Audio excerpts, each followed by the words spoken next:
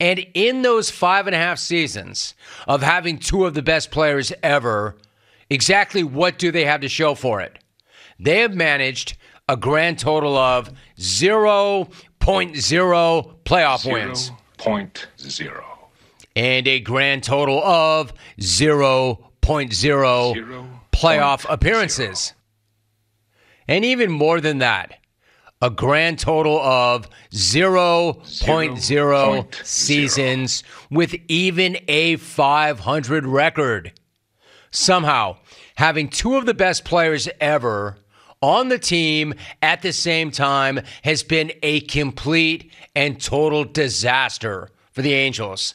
A disaster and, frankly, a failure. You know how I know that there's such a thing as a failure in sports? Here's how I know. There's no failure in sports. Actually, there is. See the Angels. Exhibit A, epic failure, the Angels. Hey, listen, I take no glee in having to say this. They're right up the street from me. I like them a lot. However, failing to even be competitive with Shohei and Mike Trout on that team, if that's not failure, point failure to me. The Angels could not figure out how to win any games for the last 5.5 years. And then all of a sudden, a week ago, they begin winning, right? And then when they begin winning a week ago, winning actually becomes losing.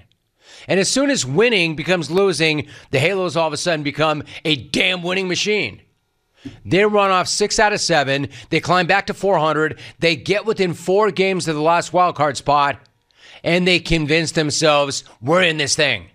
We are relevant. We matter. We can get in. We can make a run. Which, frankly, is still a total pipe dream.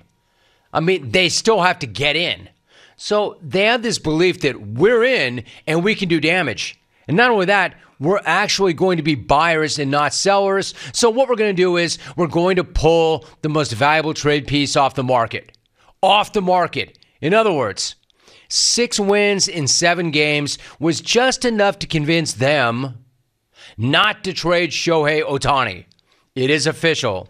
Tom Verducci had the story yesterday. Shohei is staying, at least for 2 more months. And let's face it, right now, I think we all know it's only going to be 2 more months. I mean, frankly, why would this guy stay a second longer than that? The team has never managed better than 3rd place with him around. And even in their most desperate season ever, when their chips all in and they're doing absolutely everything they can to try to get this guy to stay, the absolute best that they can do is cling for dear life to chase a final wildcard spot. And listen, I know why Artie Moreno didn't want to trade this guy. He never wanted to trade this guy. I understand that. I'm not surprised that he's not going to move him. I'm not surprised by that, but he should. He should, because we all know that Shohei is not staying. And even if somehow, some way, he wanted to stay, and I don't think he does, but even if somehow, some way, the guy really did want to stay here, and I can't imagine why he would, but even if he did, is there any reason to believe that Artie could actually win a bidding war for this guy? I mean, come on. Get out of here with that. Come on. So come on. Get out of here with that crap. So they're not winning bleep this year. They've got no shot at re-signing this guy. And he's going to bounce. So exactly what are we doing here? What are we doing? What are we doing here? Like, what am I here for? Seriously, like, what are you thinking? What am I here for?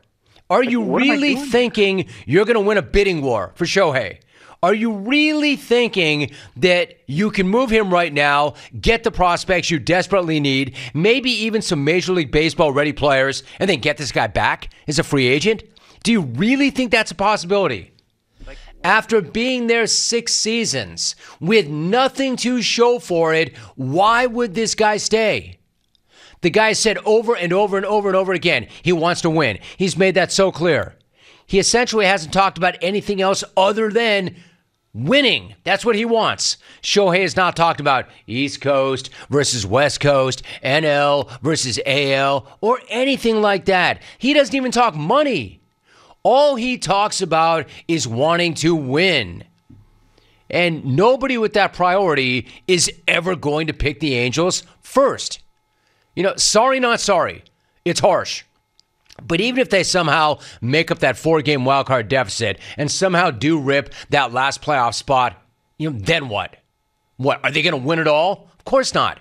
Is one miracle wild card appearance enough to convince this dude to stay? Of course not. So again, what are we doing here? What are we doing here? Why did the Angels announce when they did that he was off the market?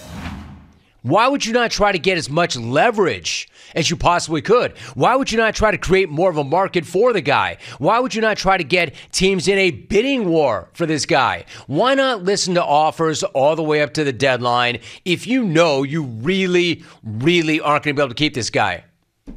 Because Artie was never going to trade him. Look, I understand that you don't want to trade this guy, but you should have. He's the best player ever. Here's Artie's reasoning. He's the best player ever, having the best season ever. I really think deep down I've got a chance to keep this guy. He's the best asset I have on the field. He is the best asset I have for generating revenue in all of baseball. He is a legitimate global superstar. I'm not trading him. Yeah, I get all that, Artie, but you're not keeping him either. So what you need to, at the very bare minimum, don't say yesterday he's off the market. At least play this thing out. At least pick up the phone. At least listen to all the offers all the way through the deadline. But that's not happening. No, that's not happening. In fact, the opposite is. Not only are they not sellers, all of a sudden now they're buyers. They go out and they grab a starting pitcher in Lucas Giolito and a bullpen arm in exchange for a couple of prospects. And again, the thing about the prospects, not just prospects, but arguably their two best prospects, because they want to go for it, because they're trying to go all in. I guess you could say the Halos have decided to play it like Bon Jovi. They're living on a prayer.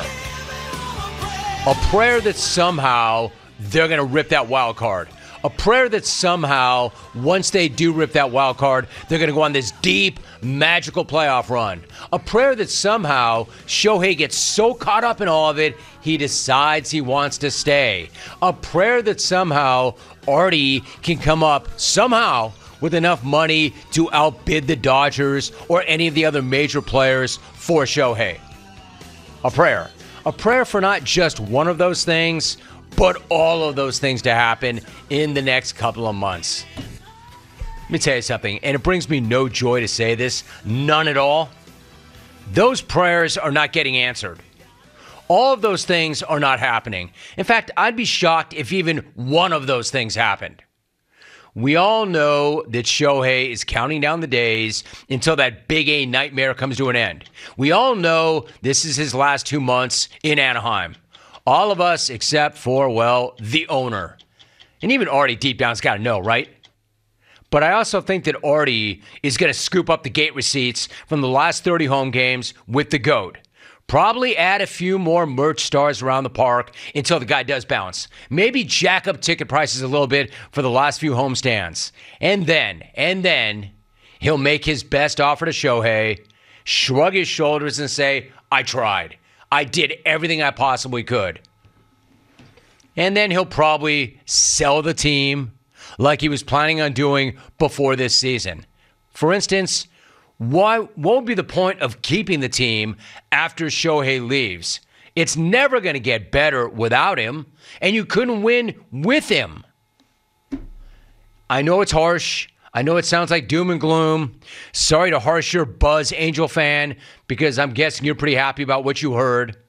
But this is what happens when you have 6 years to win with two of the best players ever, and you don't even make the playoffs once. That's how this is going to feel. It's supposed to suck. The only way to make it any better was to save face and get what you could while you still could before the GOAT walks and you get nothing in return. Like, we tried, we failed, we own it, we accept it, now we have to do what's best for the business. And they couldn't do that either. 1-800-636-8686. That's my take. I'm not at all surprised that Artie did not trade him, but he should have.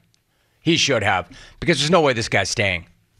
And again, even if he wants to, how is Artie going to win a bidding war for Shohei? How? Thank you so much for watching. Please like, comment, and subscribe, and hit the bell to be the first to know when we do upload a new video.